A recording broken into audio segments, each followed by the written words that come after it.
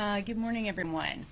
Hello, I'm Michigan Attorney General Dana Nessel, and with me today we have Daniel Hagman-Clark, our Chief of our Criminal Justice Bureau, Robin Liddell, Division Chief for our Criminal Trials, Heather Meingast, Chief of our Civil Rights and Elections Division, also Rick Cunningham, our fantastic Assistant Attorney General handling this matter, Aubrey Sargent, Chief of our Investigative Division, Bob Menard, one of our amazing special agents. Did I get everybody? Yes. Okay. In 2024, in the August primary election in Michigan, 4 St. Clair Shores residents voted twice. Now, this is a crime, and my office is prosecuting the 4 voters and 3 municipal election employees for crimes related to double voting. 1 person, 1 vote. It's a simple but highly important American value we've all known since we were children. When people violate this principle, they violate state law and undermine the most basic tenets of our American democracy. But 4 individuals in St. Clair Shores did just that. They voted twice, once by absentee ballot and once again on Election Day at their local polling places. Here in Michigan, we have significant barriers in place to keep this from happening, but on August 6, 2024, those vital protections failed because 3 election workers violated the law by ignoring systemic warnings and knowingly, willfully, allowing double voting to occur. And for that reason, we are announcing criminal charges against not only the 4 double voters, but as I have mentioned, also against 3 assistant clerks who enabled this to happen. Now, I want to be clear, these assistant clerks are not the volunteer election workers who greet you at the polls, but instead are municipal employees trained in election law and procedure with delegated authority by the elected municipal clerk. The actions of these 3 trained assistant clerks broke from established election rules so significantly that they committed a crime. Previous reporting falsely claimed that these illegal votes were not counted in unofficial election results. However, that is simply not true. These double votes were in fact counted during the August 2024 primary, but fortunately they did not affect the outcome of those results or of any races. Following the 2024 primary election in August, Abrielle Barrett, the clerk for the city of St. Clair Shores, correctly reported these 4 instances of double voting to Anthony Forlini, the elected Macomb County clerk, the St. Clair Shores Police Department, and the State Bureau of Elections. Despite common talking points by those who seek to instill doubt in our electoral process, double voting in Michigan is extremely rare. Michigan has over 4,300 voting precincts, and more than 1.8 million Michigan residents voted in the August primary. In that primary, there were 59 reported instances of double voting in Michigan, accounting for less than 0.005% of the total votes. Nevertheless, the fact that 4 incidents occurred in a single municipality of this size raises significant concerns. It's shocking, and it's simply unheard of. There are procedures in place to ensure that this does not happen, and that's why it so rarely does. It really took a perfect storm to come together to allow these 4 individuals to double vote, which included voters who were willing to vote twice, the completion of affidavits that were false, poll workers who did not turn them away as they should have, and municipal clerks who illegally altered the qualified voting file. The confluence of so many of these things had to happen in order for this to occur. So, yes, we have sufficient procedures in place, which is likely why it's so rare that this happens. And for this to have occurred, it required multiple people in a concentrated area that were willing to break the law all on the same day during the course of a single election. In this case, the facts, as alleged, are as follows. 4 individuals appeared in person at their respective polling locations in St. Clair Shores, requesting ballots to vote in the August primary election. We allege that upon arrival, they were informed by their local poll volunteers that they had previously completed and returned their absentee ballots, and yet, due to the failure of the city employees, were otherwise still allowed to vote in person that day.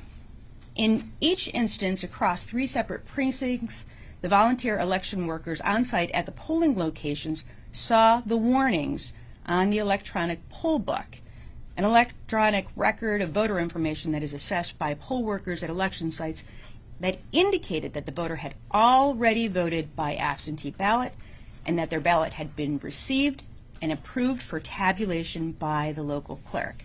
These absentee ballots were being contemporaneously counted already by designees of the city clerk at a separate location, demonstrating the proper functioning of the checks and balances in our election system. However, despite the clear and very obvious warnings displayed in the electronic poll book, the election workers on site contacted a designated municipal call-in center seeking direction from the assistant clerks and were instructed to issue the would-be voters a second ballot and to override and ignore the very clear warning displayed on the poll book. The voters completed those ballots, they fed them into the tabulator, and their votes were subsequently counted in on the in-person election day vote totals. 3 of the 4 voters wrongly completed an affidavit where they falsely claimed that they had not previously voted in this election, even though they had already had their votes counted in the election, and that vote was received and again already counted. The assistant clerks, phoned by the frontline election workers, then illegally altered the state qualified voter file to designate the previously issued, voted, and returned absentee ballot as having been rejected rather than received and approved for tabulation without making any effort at all to ensure that the corresponding ballot was rejected from the absentee voter counting board as it had already been received. The absentee ballots were all counted in the same day. What occurred here cannot be allowed to be repeated in the November general election. As to election workers, it is imperative that all election staff, volunteers, and assistant clerks abide by the laws of this state and the clear directives of both the Secretary of State and the local municipality. The conduct alleged here by the assistant clerks is a flagrant violation of election laws, and they criminally facilitated in the double voting. As to the individual voters, under state law, an individual who votes at an election both in person and by means of an absent voter ballot, or an individual who even attempts to vote in person and by means of an absent voter ballot is guilty of a felony. These are different crimes, and we are alleging that they are guilty of both. Additionally, any election employee who facilitates double voting may be found guilty of the exact same felony offense via an aiding and abetting theory.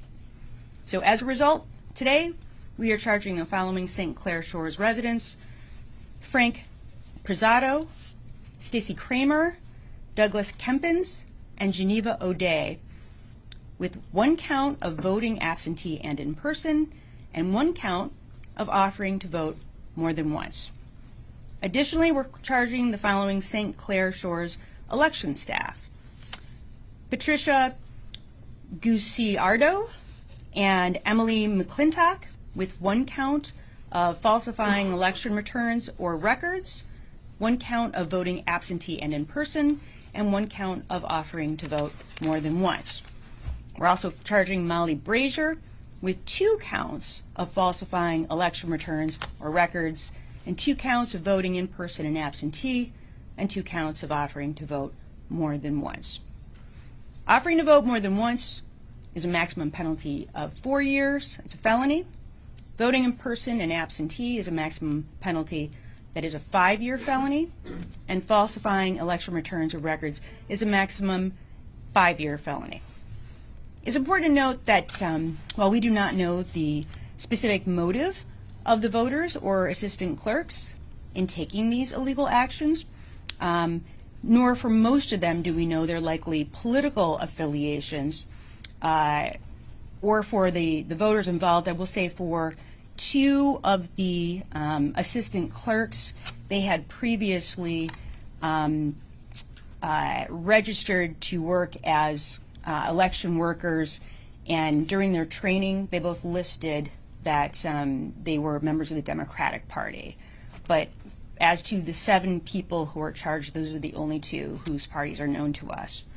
But none of that matters in this case, whether you're a Democrat, Republican, or an independent, a first-time voter or a long-time voter. You only get 1 vote. And it is the job of our dedicated public servants to ensure this basic tenet of our democratic system is followed. This matter was referred to the Michigan Department of State, to the Department of Attorney General on August 15th, 2024. The day after, the local prosecuting agency, the Macomb County Prosecutor's Office, announced their intention to investigate and potentially prosecute this matter. And consistent with our standard response, our office allowed the local prosecutor to proceed in his investigation. This investigation was conducted initially by the St. Clair Shores Police Department, who transferred the matter to the Macomb County Prosecutor's Office in August. And shortly thereafter, the Macomb County Prosecutor's Office announced that they would not be pursuing criminal charges in the matter. But meanwhile, our office maintained consistent contact with the Michigan Department of State's Investigative Division, receiving investigative material in real time parallel to the Macomb County Prosecutor's Office while executing an independent investigation beyond the initial police report.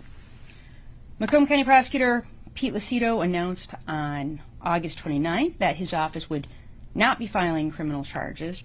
And upon my department's receipt of the case, however, it became immediately evident to us that these events, again, were extremely rare, extremely unusual, and that the prosecutor's office conducted no additional investigation of its own beyond what was submitted to them in the police report. And I will say, additionally, I watched some of the interviews of Prosecutor Lucido when he was denying the charges, and frankly, some of the statements he made were just factually inaccurate and also legally incorrect. My office undertook a thorough and investigative investigation of this matter. It's our opinion that the evidence supported the criminal charges and that it was plain to us. And while I won't speculate on why the Macomb County Prosecutor's Office declined to more thoroughly investigate or bring the appropriate criminal charges, it's just clear to us that the handling of this matter was insufficient. In our investigation, my office reviewed voting records, police reports from the St. Clair Shores Police Department, a report from the Michigan Department of State Enforcement Division. We interviewed election inspectors for the precincts involved. We conducted additional interviews with the now charged assistant clerks. We interviewed the city clerk and additionally the state's director of elections, as well as viewing the qualified voter file for the time-stamped changes that were made to the QVF. My office has been committed to pursuing, investigating, and when necessary, charging cases of election fraud, and we've done so when the evidence provides for criminal charges. Election integrity matters, and we must take these violations very seriously in order to ensure that we can trust the results on the other end. And we have charged residents for a wide variety of election-related crimes, ranging from voters who forged a signature on an absentee ballot or application to elected municipal clerks who made fraudulent entries in the qualified voter file, or who broke the seals on election equipment. And we have many pending cases before the courts currently for election-related crimes. It's my hope that every single one of these cases serves to prevent others who may be considering violating Michigan's election laws, and as an educational moment for Michigan residents who choose to participate in our state's elections. The election process is very well documented from the moment your ballot is requested, either absentee or in person, to the moment it's counted, both at the counting boards and through the tabulator. And as we are in the early stages of widely expanded absentee and early voting, I cannot stress enough that when you violate these laws, supporting evidence of those crimes is incredibly easy for us to obtain. And we take those offenses very seriously, and we can and do proceed with criminal charges when warranted. Now, we recognize that many new election laws and policies have taken effect this year for the first time. And because of this, I, along with the Department of State, have been proactively traveling Michigan and hosting town halls to answer residents' questions. Furthermore, following the announcement by Prosecutor Lucido to not pursue charges, public statements by that prosecutor and media coverage of his statements present such a potential harm that I believe our actions are not only warranted but very necessary.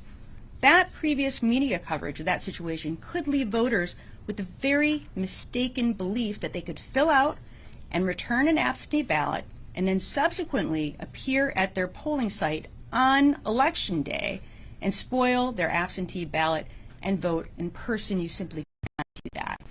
And I believe I have an obligation to clear that record and correct this false information espoused by the county prosecutor ahead of Election Day. And let me begin with this. You absolutely cannot spoil your absentee ballot on Election Day if it's already been returned to the clerk and approved for tabulation and then vote again in person. You can't do it. And I'm going to repeat that. Unless you did not mail back or place in a drop box your completed absentee ballot, you cannot and have not ever been able to spoil your absentee ballot on Election Day and then vote again. Not in 2024 and not in any of the previous decades leading up to today when it's already been received and approved for tabulation by the clerk. There is no reason, situation, or precedent in which this would ever be allowed under Michigan law. Under Michigan's newly expanded laws, clerks can now begin early processing absentee ballots as early as 8 days before Election Day, and a ballot which has been received by the clerk's office cannot be legally spoiled after Friday, October 25th, 2024, for this upcoming general election. Secondly, it is not true that voting by absentee ballot and in person at the polls is a frequent occurrence.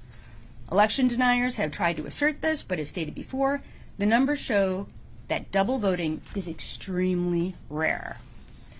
Experience shows that the most common cause of this action is when the election inspector simply did not check the electronic poll book, or the voter voted in 2 states in which they maintain residence. Either way, the Bureau of Elections can easily identify those cases, and when they rise to criminal actions in Michigan, the case is referred to my department for further investigation and charges.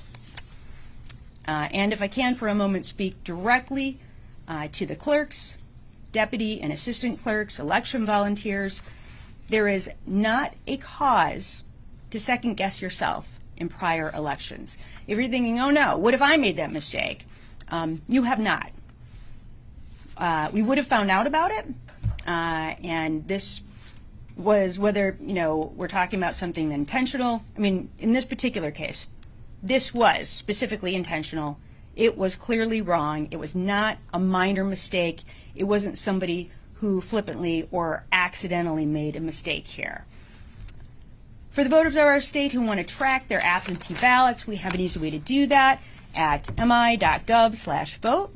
And from there you can see a sample of your ballot, the date that your absentee ballot was requested, mailed, and received and approved for tabulation, and your in-person polling places for early and Election Day voting.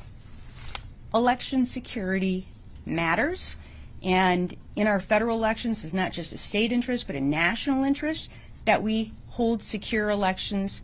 And as the state's top law enforcement agency directly charged with upholding Michigan's laws, our role here at the Department of Attorney General is to ensure that justice is done and Michiganders are protected from frauds perpetrated against our institutions.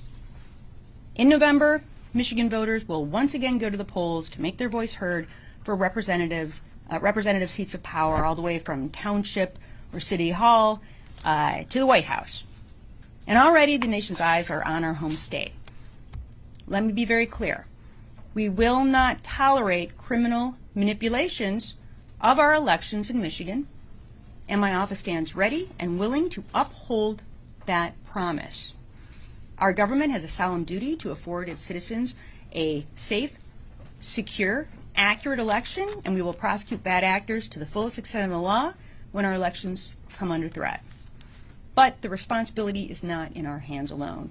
As has always been the case for American democracy, voters bear responsibility as well. And it is the responsibility of the voter, first and foremost, to know whether they voted and to not attempt a second ballot. And it is no less the responsibility of election workers to ensure that double voting does not occur, that they're following all the rules and procedures set forth to deliver a secure election. These are our collective responsibilities to maintain our democracy and our republic. And if those responsibilities are abandoned, my office will act swiftly on its responsibility to hold criminals accountable. And with that, happy to take some questions. Are you Simon? saying? So I'm going to start with Simon real quick, and then I'll get you out. Thank you. Attorney General, your findings in this case are significant. Do you believe that the defendants were working together as part of a larger scheme? Yeah, I can't answer that question. I don't know. We know that all 7 of these people committed crimes. In terms of whether this was a pattern or a scheme that they were working together, we don't have evidence to suggest that. Not saying that, as things move forward, there won't be further evidence. But as of right now, all we know are that these 4 people voted twice, that they knew that they were voting twice, and that these 3 election officials knew by their actions that they were specifically allowing these people to vote more than once. Edward? Piggybacking on what you just said, so you're alleging that they knew, which I think intent might be really important in this, they knew that they wanted to vote twice. Yes, we believe that. Technically speaking, these are strict liability crimes, but I think we have sufficient evidence to show that these individuals. I mean, remember they had to fill out their envelopes, right? They had to fill out the ballots. They had to put the everything into the sleeve, and then close the envelope, and then sign it. It's their signature on the back, and then send it in to the clerk's office where it had been received. So all of those things happened, and yet they still came in to vote. In 3 of the 4 cases, I will tell you, they filled out affidavits that were just plainly false because they said that they never received an absentee ballot, and we know that's not true. And the staff that you charged, I think it's important to emphasize again, these were just not simple mistakes. Right, and if I could just walk you through it one more time. Yeah. So the voter comes in, the poll worker, would have pulled them up in the electronic poll book, and you get this big message that flashes on there saying that that person has already voted and that their ballot has been received. Do we have a copy of that? Okay, so that flashes up, and so they know there's an indication already this person's ballot has already been received, recorded by the clerk's office. And so at that point, that poll worker who's at that precinct would have called into the help desk to speak to the assistant clerks and said, hey, this person is here to vote in person, but the electronic poll book is indicating that they've already voted. And so then the assistant clerk, the 3 clerks that we charged, would have pulled up the qualified voter file. They would have seen right in there that that person had voted and that their vote had been received, and then they had to not just tell the poll worker at the precinct, no, that's okay, provide them with another ballot, but then they had to go in and they had to change the qualified voter file from received and then change that to rejected, knowing that it wasn't rejected, making no effort then to go to the counting board to pull their ballot. And by the way, it's not legal to do that anyway on election day. So even even if they had done that, they still wouldn't be following the law, but at least it would show some effort to ensure that they weren't trying to vote more than once. But here they knew that those ballots had already been received. Again, they were already in the process of being counted when they said, no, just issue them a second ballot. So there's no way that they could not have known that by their actions, they were allowing them to vote a second time. Yeah, correct. I believe you referenced this. Could this have been a misunderstanding of what the law on spoiling a ballot is? Pete Lucido said that all of these individuals tried to spoil their ballot. You said you can't spoil your ballot, but could they have been under the understanding from the election officials that were guiding them that they were allowed to do this? Well, first of all, we believe that the evidence will not show that they were trying to just vote for somebody else and spoil their first ballot. We think the evidence will show that they were trying to vote a second time. But more so than that, I think what's really clear from the perspective of the clerks is that, remember, it's never been legal to do this on Election Day. So even though there is a method by which a person can spoil their ballot, that would have had to have happened a long time before. It would have had to happen, 2 Fridays before? I want to say 2 Fridays before would be the last time that they would have been able to spoil a ballot if they wanted to. But remember, it's never been the law of the state of Michigan that you could do this on Election Day. Ever, ever, ever. Now, why is that? Because they start counting, and again, this is now changed, but even in the before times, before we changed the law, they already start counting the votes at 7 a.m. They're feeding them into the tabulators at, the counting center where they have all the absentee ballots that have already been received and checked in. And so if the polls open at 7 a.m., there is a good chance that they've already had that vote counted. And again, because these are anonymous, there's no way, once it comes out of the sleeve and it's fed into the tabulator, you're done. There's no taking that back. So there's just no way that these assistant clerks could have possibly been under the impression that somehow these folks were spoiling their ballots. They had to know that they were being counted twice. And we believe that, again, while we don't have to show intent, we believe there's going to be evidence to demonstrate they weren't trying to spoil their ballots. So did they attempt to spoil their ballot or not, their initial ballot? As I indicated, we don't have evidence they're trying to spoil their ballot. We have evidence that they tried to vote twice and that they did, in fact, vote twice. John? How much of this, I'm curious, your decision after Mr. Lucido decided, not to prosecute, how much is based on what happened in 2020, the doubt that was sowed by the court cases and everything, and where we sit today ahead of another general? How do you weigh that versus your decision here that, we need to prosecute these people? I'm assuming that played a role. I don't want to necessarily make that assumption without asking you. Well, we want to make sure that people have full faith and confidence in our elections. We don't want people to try to vote twice, and we certainly don't want clerks that in any way, shape, or form are aiding and abetting in that process, right? Now, remember, this happens extremely rarely. Now, I will tell you that I personally have talked to countless clerks at this point because I wanted to know, how often does this occur? So I've talked to municipal clerk after municipal clerk. I've talked to, county clerks. I talked to clerks of very large counties who say, in 20 years, we haven't had 4 double votes. So to have it 4 times in one municipality, in one election, is, I think deeply concerning is the way I would put that. So that played a role. But then, moreover, of course, when I saw the statements, Prosecutor Lucido didn't just deny charges. He was very explicit as to why he was denying charges. And I wrote down exactly what he said. He did an interview with Fox 2 with Charlie Langton. And I was just deeply disturbed by some of the comments he made. First of all, he indicated that only 1 vote counted. And we know that that's just factually wrong. All 4 of them were able to double vote. So, we thought that needed to be corrected.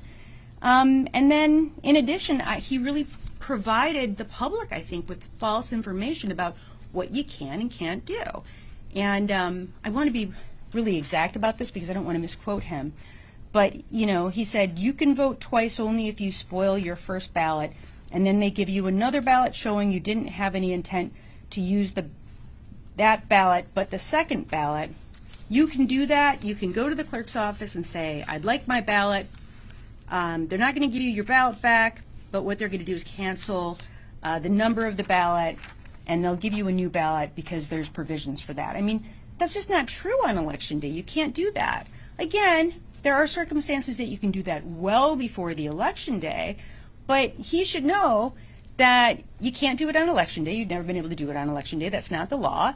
I actually will specifically read from the Bureau of Elections manual, which talks about absent voters appearing at the polls. It says, if a voter who has been issued an absent voter ballot appears at an early voting site or in-person precinct on Election Day to offer the vote, the e-poll book will alert the election inspector that the voter was issued an absent voter ballot. The election inspector should take the following actions depending on whether the voter did not receive the absent ballot, or received but did not return it, or received and returned their absent voter ballot to the clerk, or is appearing with the absent voter ballot in person. It's got the manual for all of this, but the important language is what happens when the voter was sent, received, and returned their absent voter ballot. A voter who requested, received, and returned their absent voter ballot and whose ballot was accepted by the clerk after the voter's signature was found to match the signature on file with the clerk cannot request that their ballot be spoiled on Election Day. This type of voter is not eligible to cast a ballot at their precinct on Election Day. And so I thought it was really important that we correct the record. I don't want people coming in on Election Day to try to spoil their ballot because they're like, oh, the prosecutor said I could do that. They can't. And there's a really good reason for it that I already indicated to everybody. It means that you'd be voting twice. And, you know, some people, you can't have elections where some people get to vote twice and other people only get to vote once. Obviously, that's not a fair election. So for all these reasons, I thought it was really important that we pursue charges in this matter. Yeah, Lauren. Yeah, Attorney General, can you speak to the experience level of the clerks who were charged, like how many elections they have been involved in? And is there any indication that any other election workers at these precincts noticed this and tried to intervene? So the information that we have, first of all, I can't speak to what the experience was of those three clerks. I don't know if anybody else has that information. Does anyone? Okay, so we don't have that. But I will say in terms of the workers at the precinct, you know, their instructions were, if this becomes an issue, if somebody comes in and, you know, tries to vote in person, but when this pops up, you can see that we've already received one, call the help desk to talk to these assistant clerks. Now, that's not really how the process, I think, is supposed to work or usually does work. In most of the clerks that I spoke to, they said that immediately that you're supposed to turn the person away and say, nope, we've already received your ballot. If you have an issue, go talk to the clerk's office. Go to City Hall, talk to the clerk. And I actually talked to some clerks who said what they'll do is they'll show the person, like, here, you know, we pulled your ballot, here's the envelope, here's your signature. And sometimes what some of the municipal clerks will actually do is they would even send that poll worker a picture of the back of their ballot to be like, here's what we received, here's the date we received it, and then turn them away. In this particular set of circumstances, it appeared to us from the information we had that instead of doing that, the process at these St. Clair Shores, you know, precincts was, if you have an issue like that come up, call the help desk. So the workers at the precincts were doing the right thing. Like, they noticed it, it came up, they didn't just automatically give them a ballot, they called the help desk. They talked to these highly trained assistant clerks and said, what do I do? And they just followed the instructions that were given by the city clerks. That was, of course, erroneous and violated the law, but, you know, we don't believe that they knowingly did anything wrong because they were just following the process. We'll repeat my request that folks lead off with name and affiliate, and I'll go to Colin Jackson, Michigan Public. Hi, Attorney General. I apologize if my surgery, but it seemed like, I have in my notes earlier that you said there were 59 incidents of voting, double voting in the primary election. Are all those folks also being charged by the state, or what's going on with those cases? Yeah, so those cases are all either being investigated or there are charges that are pending, or, you know, they're still being reviewed. So everything is investigated, but remember, that's out of 1.8 million votes cast all around the state of Michigan. So many of those, well, they'll get investigated by MDOS, be referred to our department sometimes, as it's happened in 4 of these instances. The local prosecutor will review it, but that's normally the process. Have any of those cases been investigated and had the case closed before without a charging decision or without charges being referred to your office? I don't think so. Not for the 2024, I don't think. Yeah. Attorney General, quick question about your statements regarding Prosecutor Lucido. Have you spoken with Prosecutor Lucido about his statements, expressing your concerns? Was there a back and forth between you two about this, or is this the first time that you're raising these concerns about his statements? And what did he say? Yeah, I've not spoken to him about this. Obviously, I was alarmed by it. Like I said, facts were inaccurate. The law that was applied also incorrect. What I would say is this, and I'm certainly not insinuating that this was intentional on his part, but for the prosecutors' offices out there, and I would say this in terms of some of the investigative agencies as well. I think what's hard sometimes is they don't normally handle these cases. It's very infrequent. And so I think that mistakes are made. Election law is hard. And investigating an election fraud case can be difficult too if you don't know all the policies, all the procedures, all the laws. And I think that what happens oftentimes, and again, not to be dismissive of the county prosecutors who work very, very hard, but I think that generally speaking, you got your gun cases, you got your drug cases, you got your rapes, robberies, murders. These are infrequent. And it's difficult because, again, the law is very specific. The law changes. There's so many different procedures that are involved here. And I think if you're not highly familiar with this, the way that our staff has become, it's easy to make mistakes. Just to follow up, so what's the current status of all these individuals? Have they been taken into custody? Are they being served? What's going on there? There are outstanding warrants, and they've been alerted to that, right? Each of the defendants has been alerted. So we don't have arraignment dates or anything like that right now. One follow-up, Attorney General. How old are the individuals that you charged, the residents? Let's see. It's in the press release. Yeah, we will have that out shortly after. Yeah. Tim can get it to you before we leave this one. Yeah. I'll Ed, were you?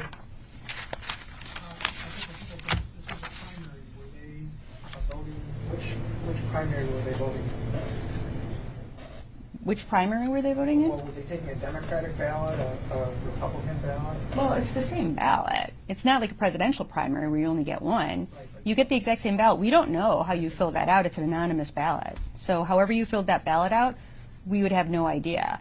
It's only in the presidential primary that you would pull, like, I want to vote in the Republican presidential primary or the Democratic. But that's not how it works for a regular primary. We'll never know. And who raised this? Who said, hey, we got some problems here? Who got the investigation going? Was it a tip? Was it? It was the same Clair Shores clerk, as you're required to do by law. When you have tabulations where it's clear that you had more ballots than voters, then you are required to report that. And she reported it to Anthony Forlini, the Macomb County clerk.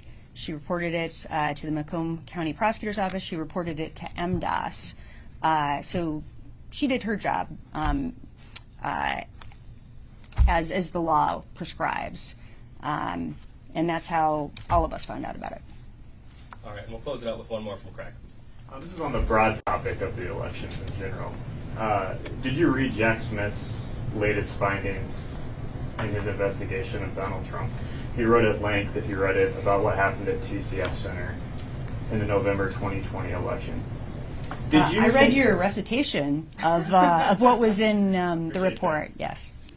Why didn't your office investigate what occurred at TCF Center?